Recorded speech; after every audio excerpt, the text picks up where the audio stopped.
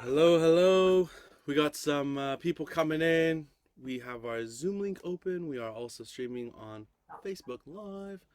For all of us here on the Zoom link, I'll ask that we keep our cameras off and our mutes on, and we'll be able to help you out with that as well as time goes. I'm just going to pull up the link really quick on my Facebook so I can see the chat as well. Dum, dum, dum. 12:02. How you guys doing? Well, hopefully. Breathing in and out. How about you, Josh? Doing good, thank you. Doing good. Okay. 1 second while we figure this out.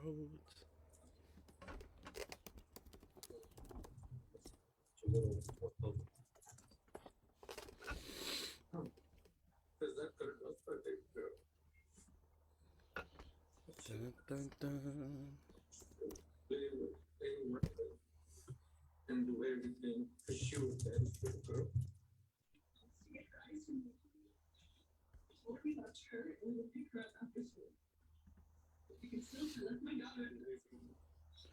Okay, cool.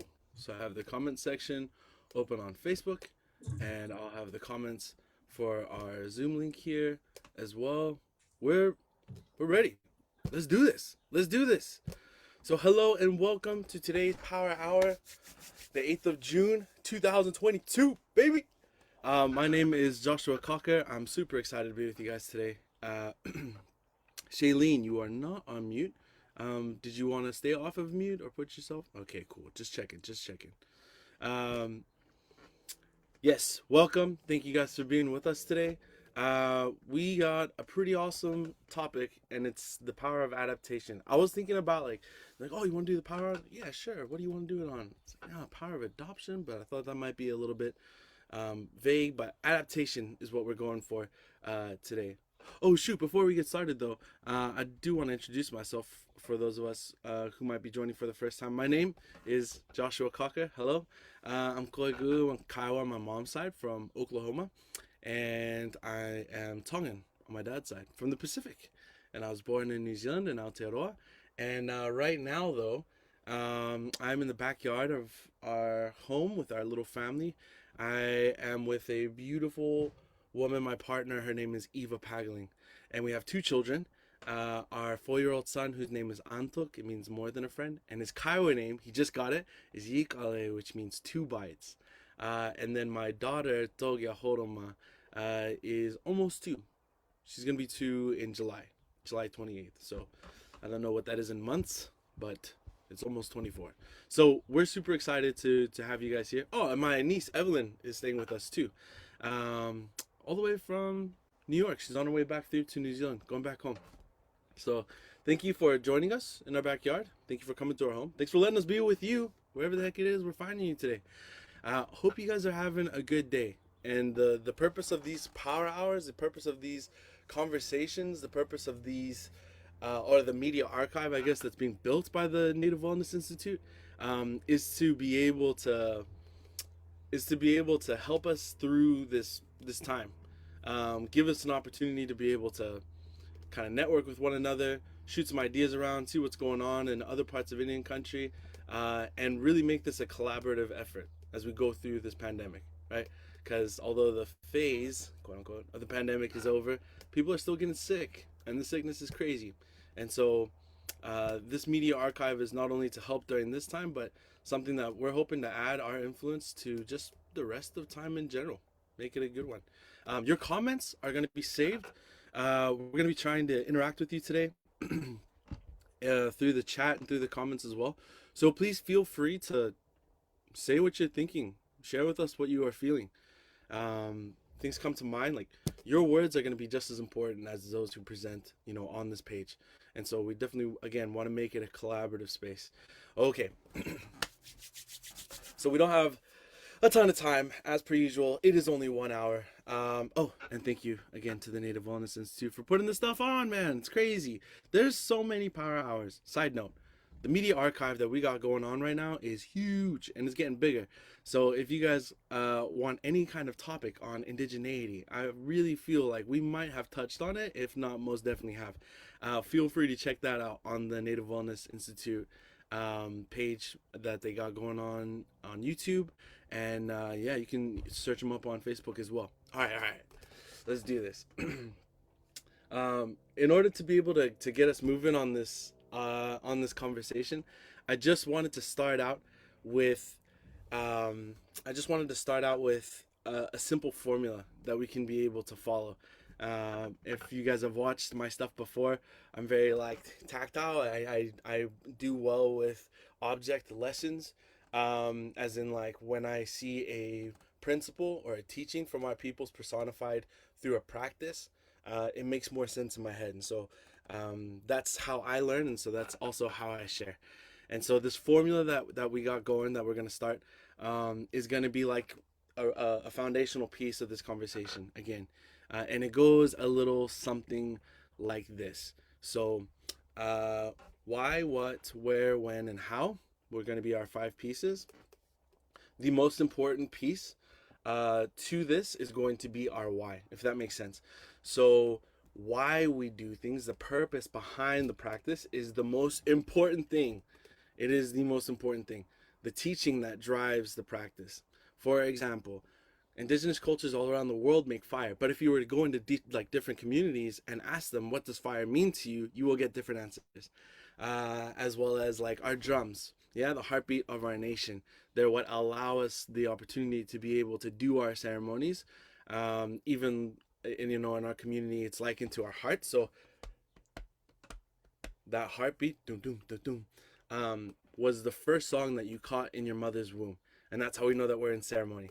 And so as soon as it starts until the day that it stops, you are in ceremony, just like how we are, whether we're at ceremony for us Kiowas, we go to Tonkonga or Taipega, which is our warrior society, our war dances, or our Gord clan. As soon as that drum starts, it's time to go, like dressed in the arena. Same for power dancers, like as soon as that drum starts, boom, it's time to go. But if you were to go to the Pacific, where they also use rawhide drums, you would have a different teaching, and that is that the drum draws people together, not necessarily in the same spirit of ceremony that's found here in the Americas, or North America and South America. And then the Tibetans have their own teachings behind the drum. So again, we're back to this idea of like the purpose is going to be the most important part of our equation here. The second is going to be the practice. This is the less important part of our practice, of our formula, and it's going to be the why and the what. If you don't know the why, it doesn't matter if we do the what.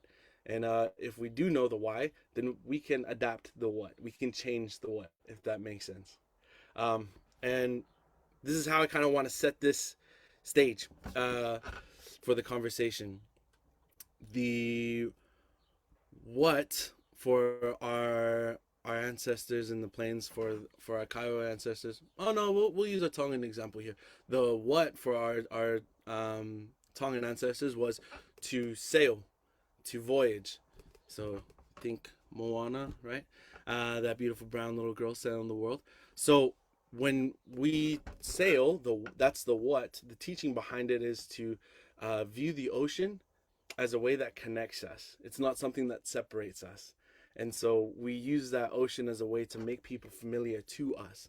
So that's why when you go to all of the different islands, we're different but similar in language, in practice, in general culture. But again, there are like very stark differences which make Tongans Tongan, Maori Maori, Samoan Samoan. But today, it's a little bit different. We still view the ocean in that way, so that's the teaching. But the practice behind keeping that teaching alive is to frequently fly. So you don't have to voyage necessarily to be able to keep this teaching alive. But Tongans, they still cross the ocean multiple times a year in order to be able to visit family, friends, and our homelands too. And so that's kind of what I'm wanting us to start on, this idea of like the what is less important than the why. And if we keep those things, together, we always have a what to our why, we always have a practice to our principle, then we are able to adapt. We are able to evolve those practices in our own way to be able to overcome the issues of today. Our culture, our cultural belief systems, excuse me, our culture and our cultural belief systems, we believe are given to us, and I believe, and have come through my own lived experience to know, were given to us for the purpose of overcoming the challenges of life in our day. And our ancestors used the best technology and resources available to them in order to be able to do that. And we have new technologies, we have new resources available to us today. And so we can still use those cultural belief systems, those cultural value systems, and attach them to new practices to be able to help us move forward. I do want to be careful though. There is definitely something to be said about in this conversation, when it comes to like, oh yeah, you can just make it up as you go. Yes, there's a truth in that, and uh, there's also an equally valid statement of things should be kept the way they're meant to be kept, and that should be like the starting point for where we begin. And just to kind of give this a little bit more room to breathe, there's an invitation that is there's an invitation that we grew up with in Kiowa country as well as many other nations, and it is to come home and to be known by your people and places. And when we do those things, and we do get to go home and we go to those ceremonies, and we're doing those dances, we're hearing our languages, we're partaking in those traditional meals. It gives us the baseline to really understand, our people's worldview, our cultural practices, and our value systems in the lens that they were meant to be seen through. And once we have that, once we claim that as our own, we can begin to change that. So the invitation, and I hope, I've said this a couple of times, and some people have gotten a little bit like, oh no, I can't. The invitation is always for us to be able to go home and start our journey there with those things if we have not. And that should feel like a hopeful, happy invitation. We live in a time where we're able to do those things. So there's no need to feel bad about that if you're like, oh man, I haven't done that yet. That's okay. Your home's not going anywhere, and we still have the opportunity. So let's start there. Okay. Okay. Blah, blah, blah, blah, blah. So we have a little bit of a formula. Why and what? Principle and practice. We attach those things and make them alive within ourselves. When we do those things, when we make those principles and practices alive in ourselves, in our own lives, the wisdom of those principles become alive to us, and we become alive to them as well. And if you keep them over a lifetime, you will be known as a keeper of those things. Does that make sense? So, I know there's a lot to be said about indigenous communities and bloodlines. I use the example of firekeeper all the time. Like, you can't just be like, oh yeah, I'm a firekeeper. That's something that your community has to know you by. But this is an example that we can see, in real life, in real time too. If you wanted to be able to know how to work a hide, who would you go to ask? What about hunting? What if you wanted to learn how to be able to sing or drum or dance? What if you wanted to make cordage? What if you wanted to make regalia? What if you wanted to make a pipe? What if you had questions about a dance that you do or have seen? The person that you're thinking of right now to go to, you view as a keeper of those ways. Does that make sense? Okay.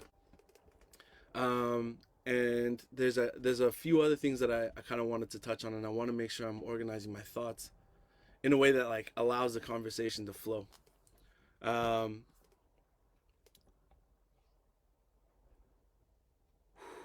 Okay, I got it. So when we become alive to those principles, when those teachings are made alive within us, we become, we begin to be known by those things.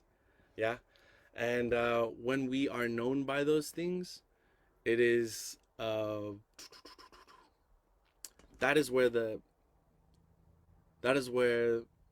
the the power of our ancestors resides. And it's not something that has to live in the past. It's something that can live right now.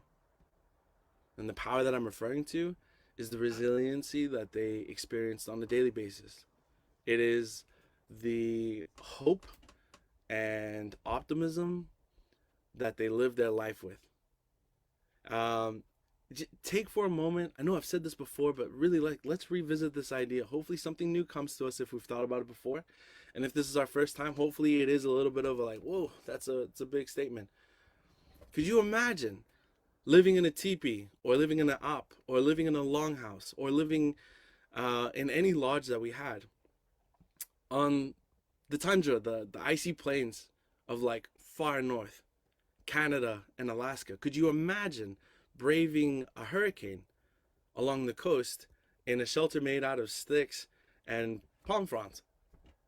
What if you had to traverse like the central plains in a teepee with a horse and a small band, and you came across all kinds of things, like not only bears and mountain lions, but tornadoes and torrential rain, and you had small children with you, right? My 2-year-old daughter, if we had to pack her around, and my 4-year-old son, trying to keep us all safe and keep us all moving.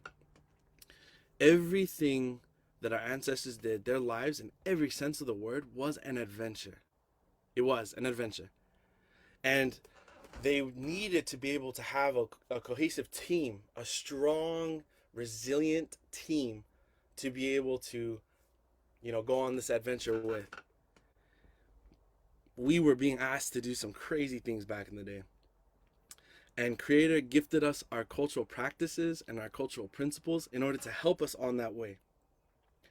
So how do you take a baby that is newborn, that doesn't know anything, can barely cross its eyes or see farther than 5 feet, and by the time they're a young adult, by the time they're about a teenager, they're prepared for marriage, they're prepared to strike out on their own, they are prepared to be a member of this expeditious team? How do you do that? I believe that it was through attaching principle to practice. And that's how I view, like, that my mind will deconstruct when I see like our coming of age ceremonies. That's what it is. See, they want young men to be able to love others the way that they're meant to be loved. They want young men to be able to love themselves in the way that they are meant to be loved. So what they do is they take us outside and they tell us stories about our first mother being the land, and we learn how to use the land in all these different ways. This is how we're able to use trees when we're up high to be able to find water. Broad leaves means that they take in a lot of water. So if you get down there and that creek bed is dry to your eye, you can dig down and find water. You know it's there because of those leaves. This is one of the ways that our mother loves us. You look around, you're like, these trees will be able to provide a medicine that can help you if you apply it topically, like tobacco, which can draw out infection, like gangrene. That's a real thing. This is one of the ways that our mother loves us. Our teepee hides that we put up, those bison, this is one of the ways that our mother loves us. She feeds them and we ask them for help. And it's this big old circle that we're all a part of. And when we make fire, we cut those materials down, we rub those sticks together, and then all of a sudden, boom, freaking flame, man. It's crazy. It's like, this is one of the ways that our mother loves us. And they instill those ideas and those teachings and those stories into young men. And they speak to those boys in that way for the purpose of bringing about a greater understanding. You see, we are sons of the land and they are daughters of creation. You're meant to love those women the same way that you love this land. Yeah, don't view yourself as a part.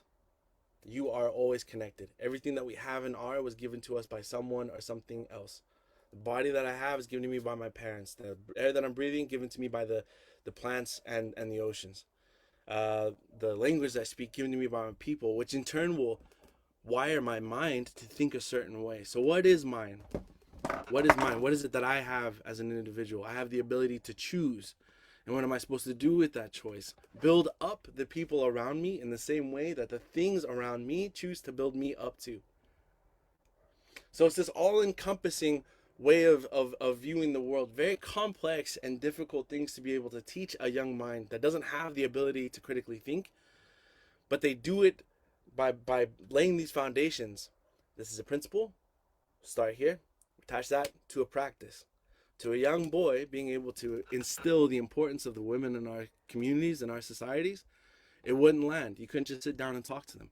We had to attach it to something, give them a story to grow up with. Here, let's rub these sticks together. Now every time you do that or you go to gather those plants, you'll be thinking about, oh man, my mom loves me so much. And that in turn will inspire you to think about, like, how does your actual mother that you were born to love you so much? And so on and so forth. And it's a snowball effect. And then by the time that they are a young adult, again, they're ready to take their place as a productive member of their society. They are ready to join as an individual who contributes a great deal to the expedition that is their life. Moving from spring to summer camp, escaping the winter, or preparing because you missed your shot and the snow has come in and you got to stick it out in a difficult winter in the far north. These hardships that our people faced, because of the way that they were brought up, they didn't view it like that. They viewed hardships as a blessing, an opportunity, something to step towards and grow up, become greater in. And I'm reminded of this actually when I think of like our paint. In Kiowa country, and I'm sure it will be in other places as well, if not the same symbol, a different one, we do dots along the eyes right here. One in the middle and then goes all the way to the other side. That's hail when they do that. Now, why hail? That's a strange symbol. Because when they were on the plains and tornadoes would come, the big old golf ball, baseball size hail would come plunging down from the sky and hit their teepees. And they weren't like, oh my gosh, this is terrible devil work. No, they were like, you know what? This is pretty powerful. There's something to be learned here. Let me figure out how I can be able to take this experience and change it into something that's going to help me. And now I'm going to honor it by wearing it on my face. It's beautiful. It's an incredible way to be able to see the world. Fast forward to where we are today, and we're back to this idea of principle and practice. Now, we're not riding around horses, painted up, wearing elk teeth dresses. We're driving cars. We're wearing, I don't know what this is, a Dickie shirt maybe. We're living these lives where we have to go to school and get a job and have kids and upkeep our homes and replace the roofs and all this other stuff. It's a very different life. We're still on an adventure. We are still on an adventure. And our people are still coming in contact with crazy obstacles. And we're still being met with hardship. Which means that our people's way of viewing the world is still relevant today.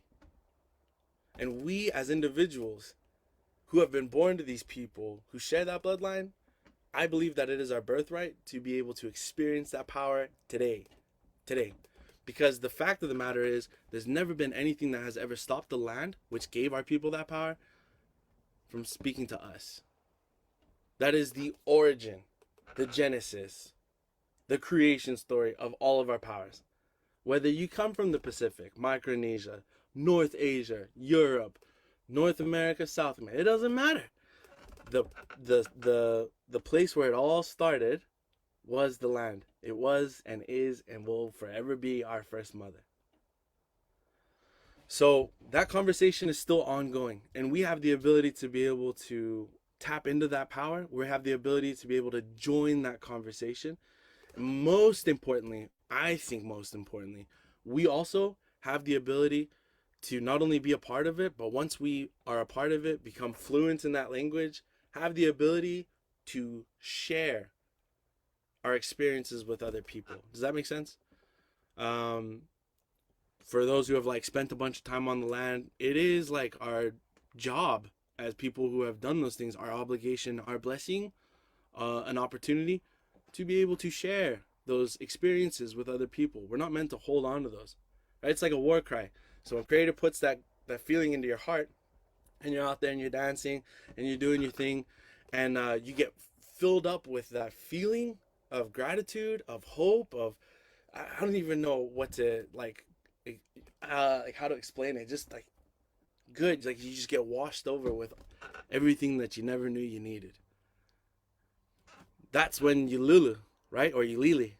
That's when you let out that war cry. And so that war cry, that Lily, is like it's not for us, it's for everyone else, but it's on behalf of the gift that was given to us, meant to be the same way. When we're out there and we're having those experiences on the land, we're doing those things, whether it is in ceremony, whether it's just that we're going camping with our uncles and aunties or our parents, or summer camp, it doesn't matter.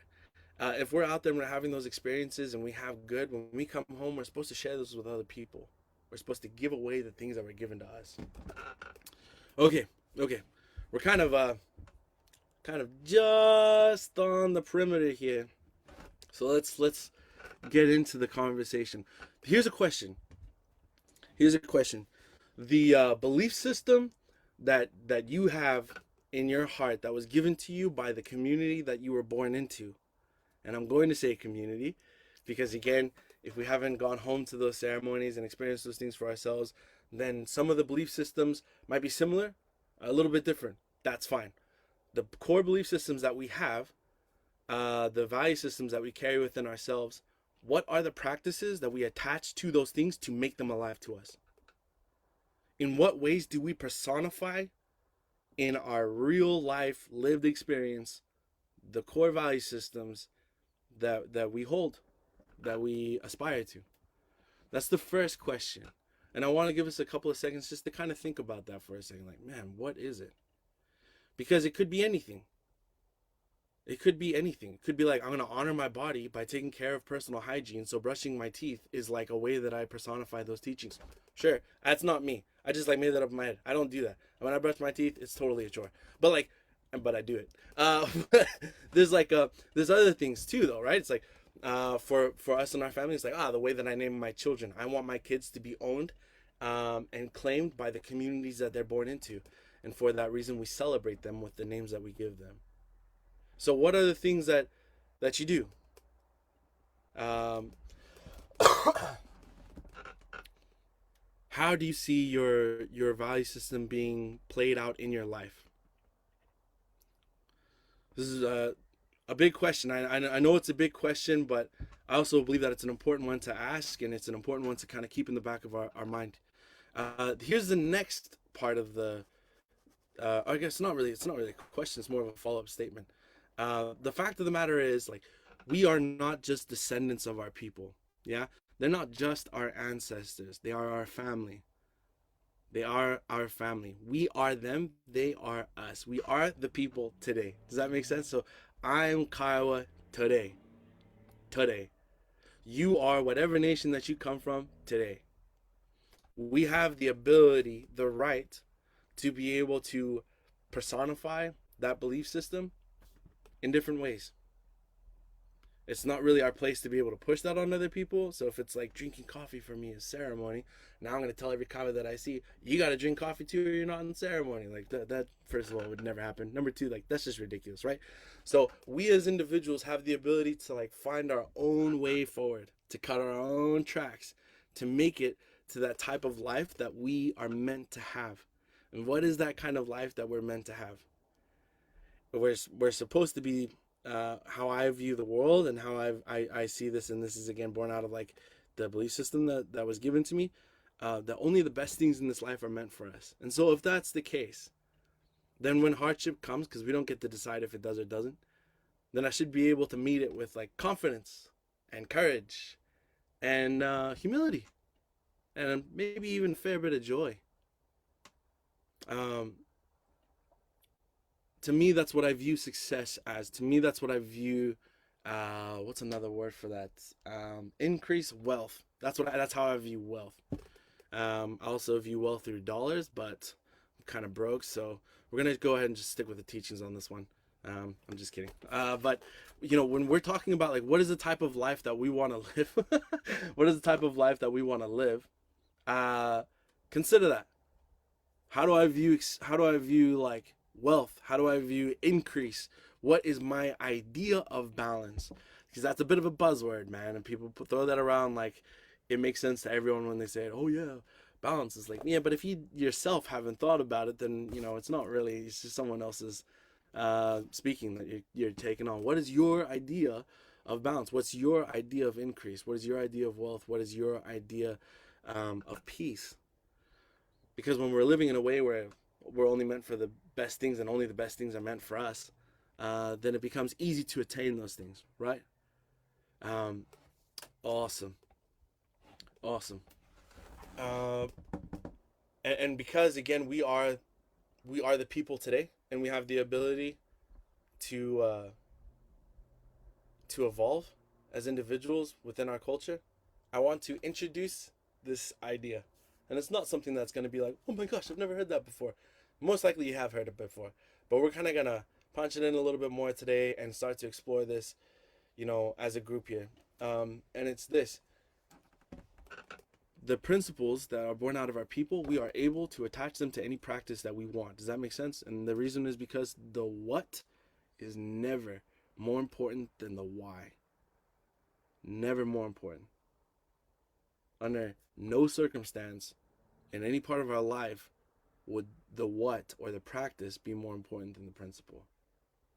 So in our daily lives, while we're going through this difficult time, we don't have the ability to jump into ceremony every 5 seconds.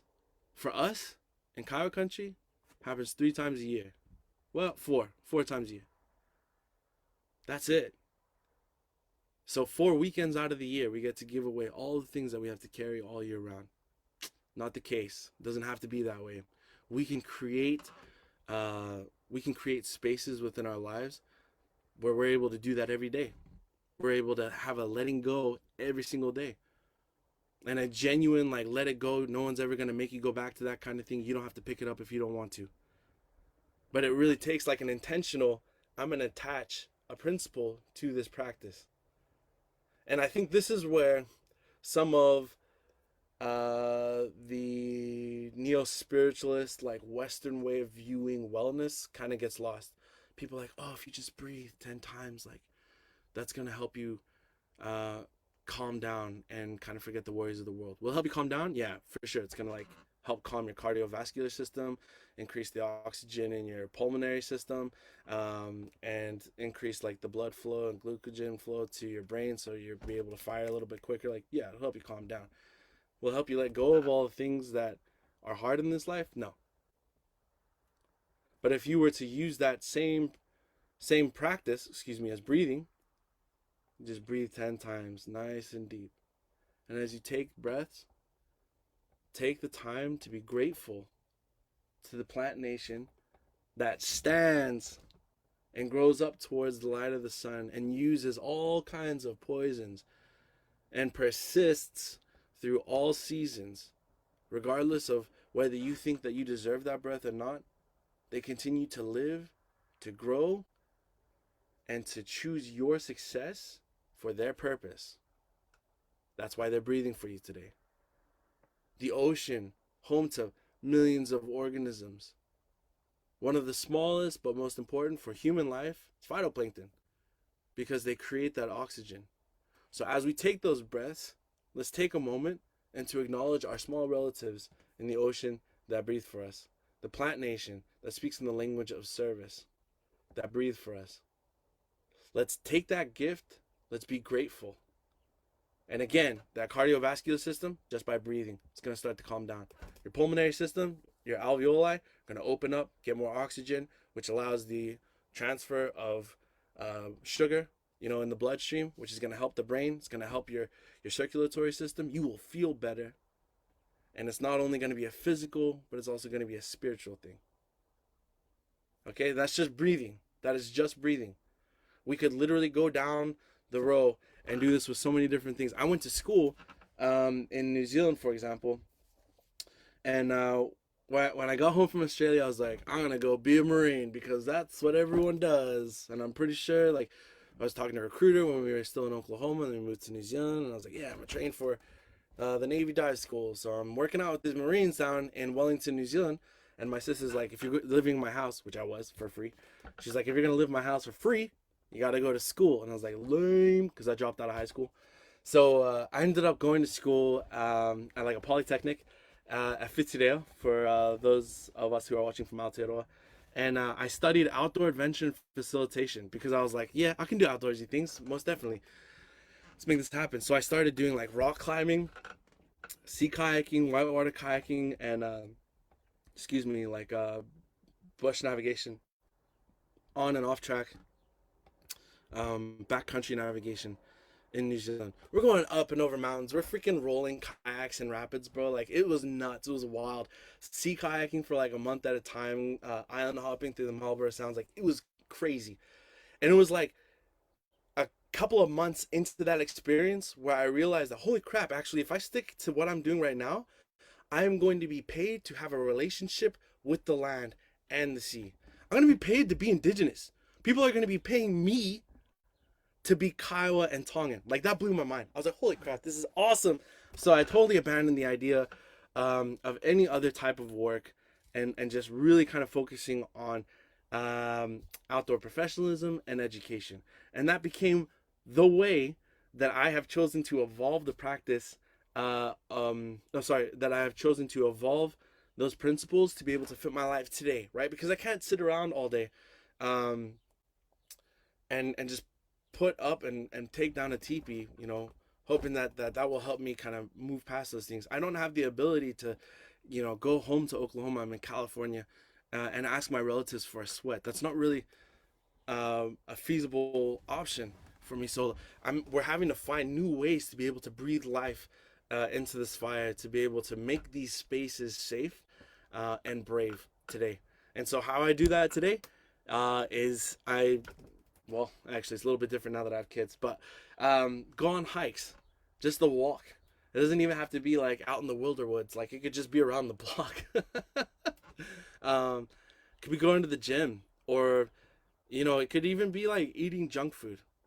We as people, we as individuals have the ability to alter that practice to be able to fit that principle so that we don't go under. We're not meant to be devoured by these difficult experiences in our lives. That was never a part of what we are meant for as people. Does it happen? Yeah. And I don't know anyone who it hasn't happened to. I mean, even in my opinion, uh, my mentors and spiritual leaders that I look up to as well, I've seen them down before. And that's okay. But again, those principles are going to help us move on past that. The reason why I'm kind of driving this again and again is for this purpose. We're working on our third year now into this pandemic. Or are we working into the fourth? No, I think it's the third. I think it's the third. Uh, this has been a difficult time. There has been loss left, right, and center. And it was fueled by fear. That experience was also fueled by fear. Not only like the virus and how contagious it was and is. Yes, that was a part of it, but it was also like a lot of fear. You guys remember like the great paper toilet or toilet paper drought? You remember that? Freaking nuts, man. And then there was a big buying up of all the ammunition that ever was and ever would be, and so people were back ordered for like all kinds of like gun ammo. For those of us who hunt, it was a bit of a pain in the butt. Um, and then and then all this like divisive extreme, because everyone was in their own little bubbles, ideas came out, and Facebook was wild. It was just a zoo, man. And so was Instagram, actually. um this is the time that we're living in. This is what is happening. But just because all those things are happening doesn't mean that it has to be pulling us down. Doesn't mean that it has to be wearing on our hearts every day. We don't have to wake up and feel like life is a chore. It's a gift. It's a blessing. This time is beautiful. It's special. It only happens once, and we get to be here to experience it. And so I hope that as we're thinking about those things, and as we're thinking about hey, someone in the chat said no ammo. I know it too. As we're thinking about uh, like how we can be able, what we can do to be able to improve the quality of our life today. And I hope that's what we're thinking about when we come to these power hours. Like really, that's what's being presented here.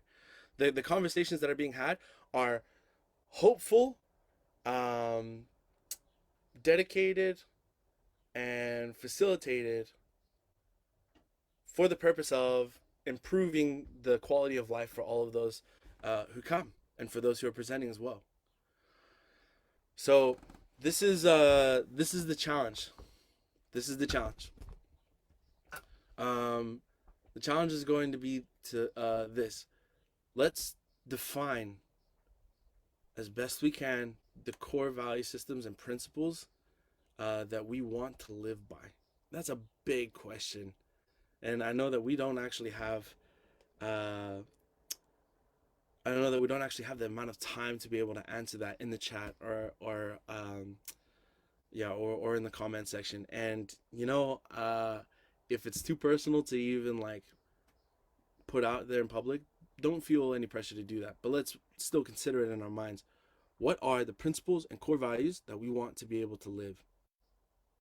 What are the core principles and values that we want to see personified? And if you're struggling and you're like, I don't know, call someone from your community. Well, that's a great way to start. Call someone from the place that you come from. And if you don't know anyone from that place, private message the Native Wellness Institute, man. We know Indians and indigenous people all over the world. And adapt that into your lifestyle. Because we need that. We need that. I actually don't know who watches these. I know we have a few people on our Facebook Live and a few people on our Zoom meeting as well. But I do know that they're watched a lot after they're posted too. And I just want to say that there's a lot of like reasons as to why people are unable to go home, why they become disconnected from the principles and practices of their ancestors. One of them is adoption, right? The NICWA program. Through the trauma of our communities, we're unable to be raised by our people and to be known by those places in our younger years. If that is the case, or if it's some other case, and whatever the reason, please, again, no shame. No, there's nothing to be sad about. You have time, you have the breath of life right now, and these beautiful experiences in order to be able to come to know them. And everyone's always learning, right? We're never at the end of our road. There's a beautiful, powerful, hilarious, not so honest double ball player. His name was Charlie Tailfeathers. He said, we were in Australia one time, as the Native Wellness Institute, there for Healing Our Spirits Worldwide. And I think I heard like 3 or 4 times him say, "Oh, I never knew that. That's amazing," or "That's awesome," or "Tell me more." Or he was like continuously learning. This elder who a lot of people look up to around the world was continuously learning. Seriously, there's no shame in asking. But once we have those principles, once we have those values down, we know what it is that we want to be made alive. For me, if we're still like, oh man, I'm really kind of struggling with this question. For me, this is something that I think all of us can get on board with. One of the values that I want to live by is to live, act, eat, sleep, talk, relate to other people like this is true. And the statement is this: that everything that is in existence lives for my success, and it lives for your success too, because you're alive. Does that make sense? The trees are breathing for you. The oceans are breathing for you right now. There's nothing you could say or do that would ever stop them from doing that. And if you've watched me before, I say this every time I get on. But I still believe it. Just as much as I did the first time I said it. Everything that is in existence has chosen its purpose to be your success. They live for us. That's one principle that I want to be able to keep alive. Right, so how we're doing that in our home is we're drawing mentors towards us that help us. One of my mentors is the executive director of the Native Wellness Institute. It's her son, Jadrian Joseph. He's been an incredible mentor to me. He actually doesn't speak much. He speaks way more than he used to when he was younger. But the man has presence. He commands it with every word that he does say and every word that he doesn't say. And when we're out there and we're hunting and I'm learning from him, it's no different than following around some old wise elder. And so that's one way that we're doing it. I really want to encourage us, along our way, to be able to be fearless in the acquisition of the power that is intended for us as individuals. Fearless. Um, there should be nothing that we feel is outside of our ability. Oh, I can't feel good today because this happened. Oh, I can't be happy because that happened. Oh, I would have gone and, you know, started this life goal of mine that I always had, but this whatever popped up, so now I can't. It's not the case. It doesn't have to be the case.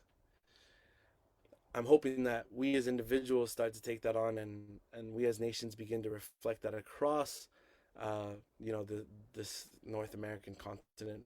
Because if we do, the future will be better for our kids.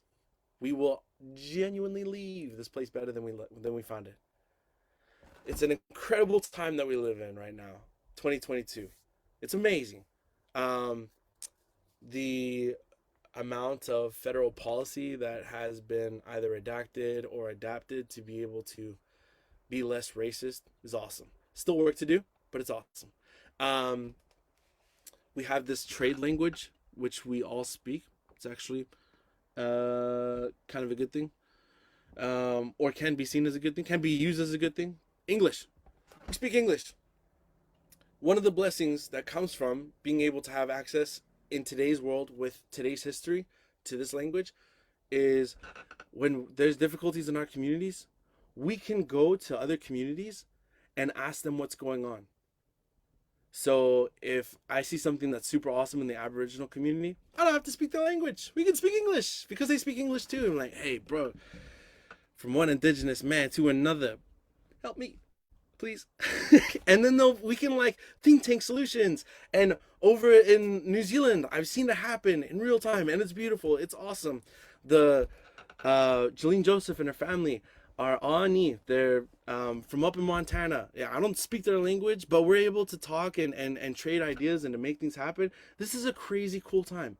This is a crazy cool time. We're not going to go to jail for doing these things. Our kids are not going to be stolen and taken to boarding schools because we're Indian. There's a lot of like things that historically are terrible. That's not really our reality today. And I'm not just like, oh, forget about it. No, remember that stuff. It's important because we got to learn from it to make sure it never happens again. But it's also important that we take advantage of the time and opportunity that we have today to be able to make these things work for us. The mental health of our nations can always improve. I'm not going to say it's bad. I don't know. You can't say that for everyone. But it can always improve. And I'm hoping that it does always improve. And the reason why is because as technology and more resources become available to us as people, so will diversity of opportunity and experience, which means an increase of good things, but that tricks the teaching that, both have to come together. Also an increase of hard things.